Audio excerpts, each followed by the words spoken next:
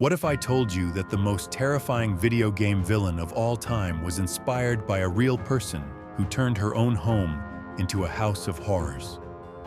The story I'm about to share will make you question everything you thought you knew about the innocent-looking grandmother next door.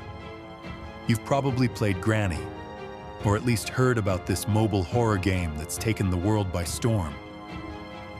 But here's what the developers never wanted you to know. The character wasn't born from imagination. She was based on real events that happened in a small town in Romania. Events so disturbing that local authorities tried to cover them up for decades. My name is Sarah, and I've spent the last 6 months investigating this story, traveling to Romania, interviewing locals, and uncovering documents that paint a picture so chilling it makes the video game look like child's play. What I discovered will change how you see not just this game, but every seemingly harmless elderly person you encounter. Let me take you back to 1987, to a small village called Pietroasa, nestled in the Carpathian Mountains. This is where Maria Popescu lived, a 73-year-old widow who had become something of a local legend, though not for reasons anyone wanted to talk about openly.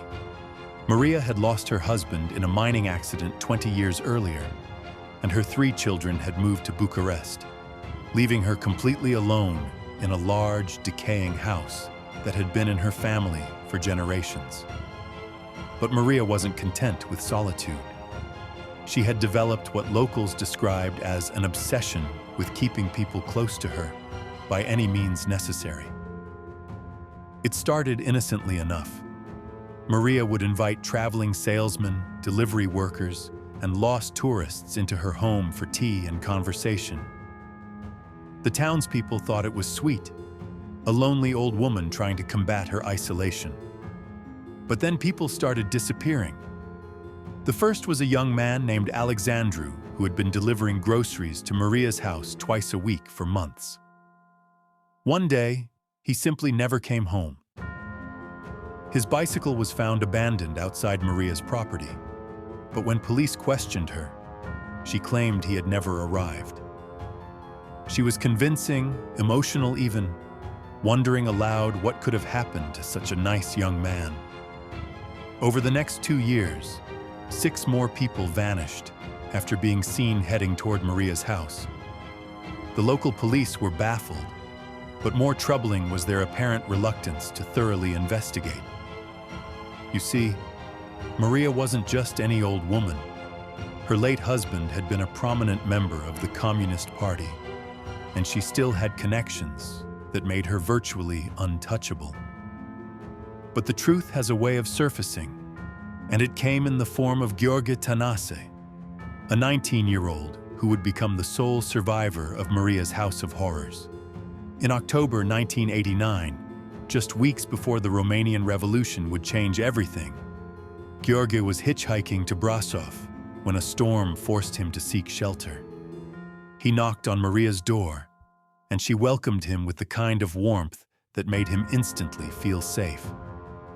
She offered him hot soup, a warm bed, and stories about her family.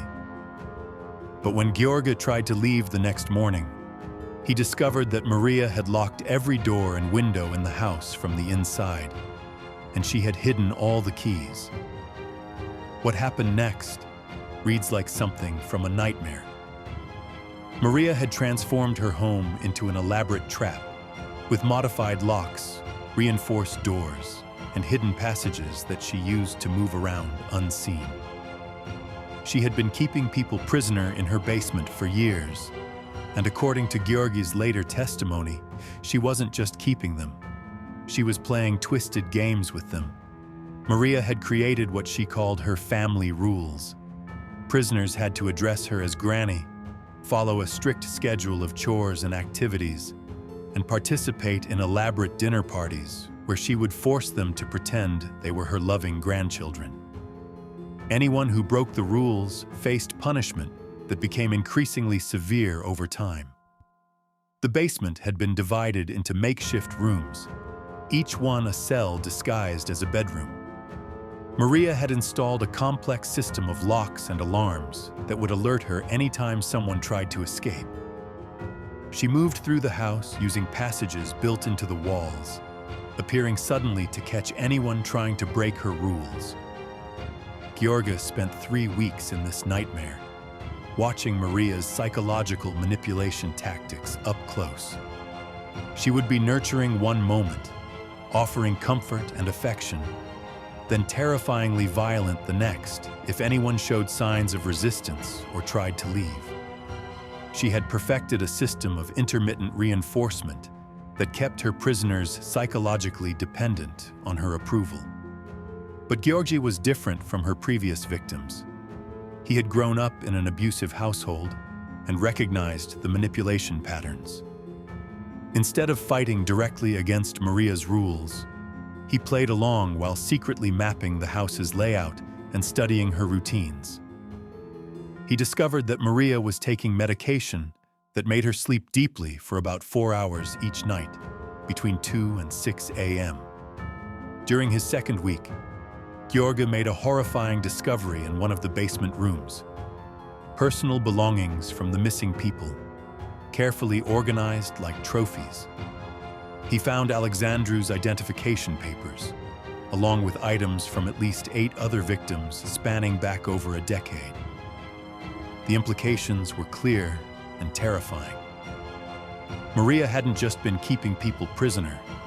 She had been killing them when they became too difficult to control, or when new victims arrived and space became limited.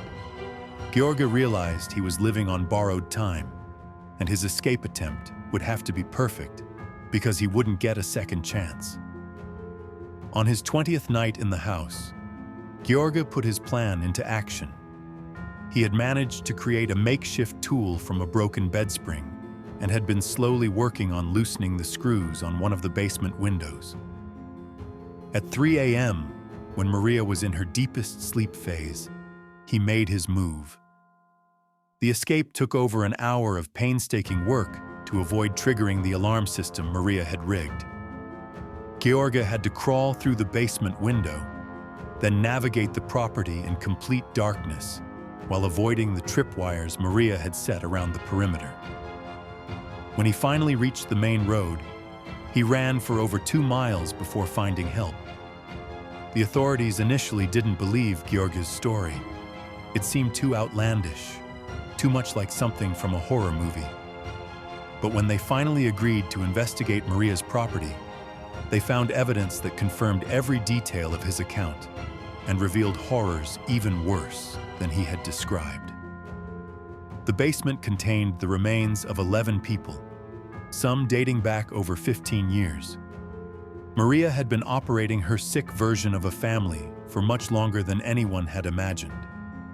The house itself was a testament to her planning and dedication to her twisted vision. She had spent years modifying the structure to serve as the perfect prison.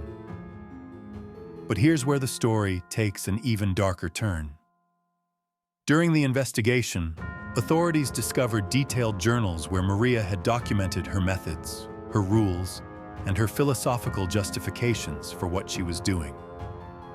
She genuinely believed she was providing love and care to people who needed it, and that keeping them was an act of kindness that prevented them from facing the harsh realities of the outside world.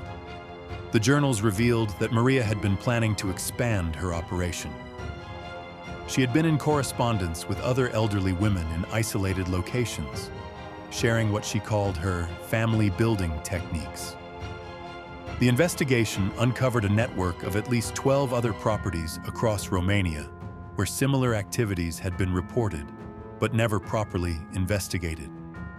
Maria Popescu was arrested in November 1989, just days before the Romanian Revolution began. In the chaos that followed, her case was largely forgotten by the media, but the psychological impact on the investigators and the local community was profound.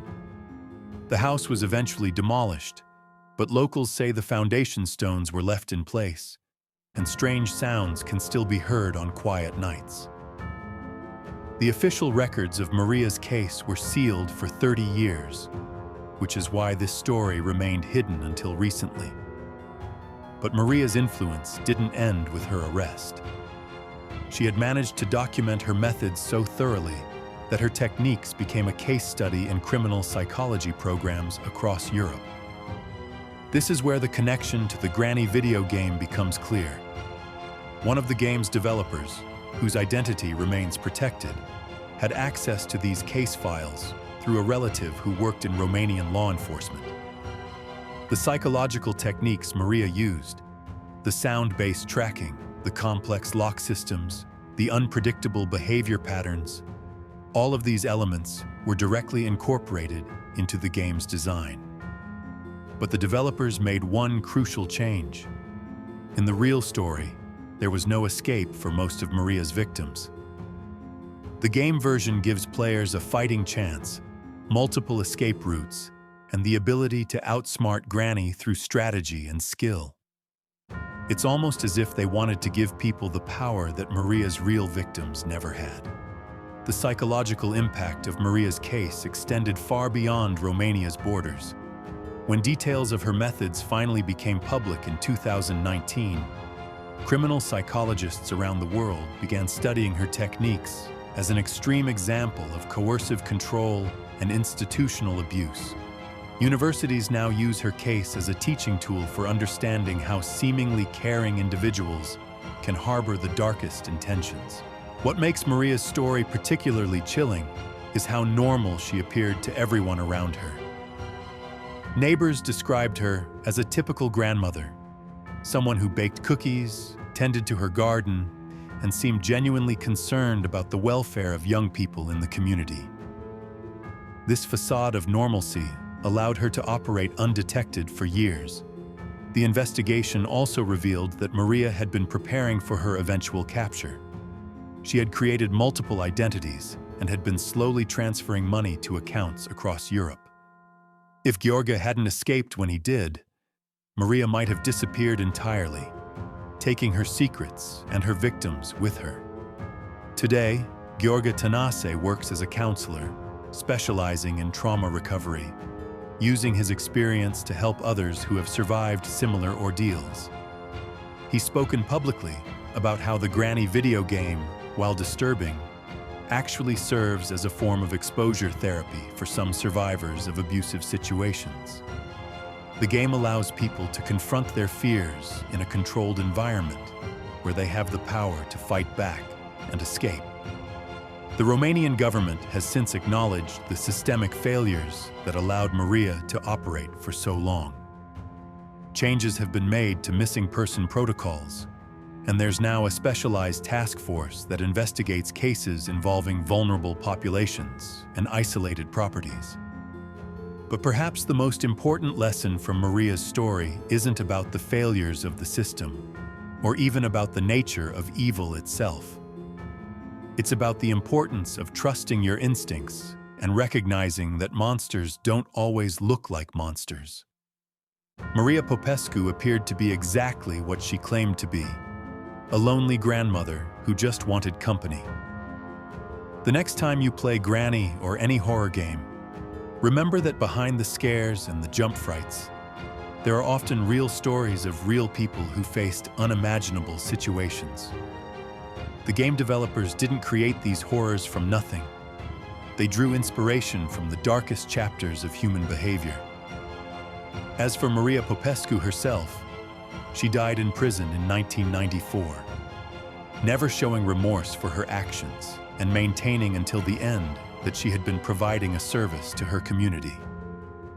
Her last words, according to prison records, were about how ungrateful people were for the love she had tried to give them. The house where these horrors took place may be gone, but the memory of what happened there continues to influence how we think about safety, trust, and the hidden darkness that can exist behind the most innocent facades.